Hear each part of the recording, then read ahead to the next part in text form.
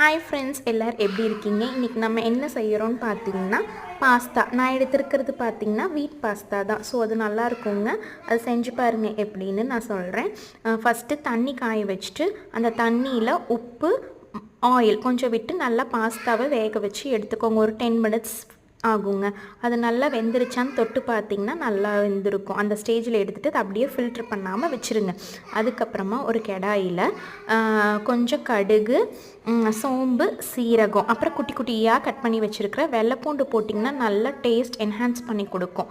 அது நல்லா போட்டு வணங்கினதுமே பச்சை மிளகா போட்டுட்டு, பெரிய வெங்காயம் பார்த்திங்கன்னா நான் 2 பெரிய வெங்காயம் எடுத்திருக்கேன், தக்காளி 3 எடுத்திருக்கேன். அது நல்லா வணங்கட்டுங்க. உப்பு மஞ்சத்தூள் போட்டுருங்க. நல்லா வணங்கட்டும். அது நல்லா வணங்கினதுமே மூடி வச்சுருங்க. அப்போ வந்து தக்காளி நல்லா ஈஸியாக உங்களுக்கு மேஷ் ஆகிரும். அதுக்கப்புறமா கொஞ்சம் மஞ்சத்தூள், மிளகாத்தூள், மட்டன் மசாலா, மல்லித்தூள். ஸோ ஹோம்மேட் தான் நான் எல்லாமே யூஸ் பண்ணியிருக்கேன். மட்டன் மசாலா மட்டும் பிராண்டட் சக்தியோடது யூஸ் பண்ணியிருக்கேன். இது நல்லா 1/4 டம்ளர் தண்ணி ஊற்றி நல்லா கொதி விடுங்க. அதுக்கப்புறமா இப்போ பார்த்திங்கன்னா நம்ம ஒரு 5 மினிட்ஸ் பாஸ்தா அப்படியே சுடுதண்ணி வச்சுருக்கோம்ல, அதை பார்த்திங்கன்னா சைஸ் வைஸ் நல்லா சேஞ்ச் ஆகிருக்கும், பெருசாக இருக்கும். அதை எடுத்து ஃபில்ட்ரு பண்ணிவிட்டு தண்ணி இல்லாமல் அதில் போட்டுட்டு நல்லா ஒரு 5 மினிட்ஸ் குக் பண்ணி கொத்தமல்லி தழை போட்டு இறக்குங்க. செமையாக இருக்குங்க. நீங்களும் செஞ்சு பாருங்கள். உங்கள் குட்டீஸ்க்கு கொடுங்க.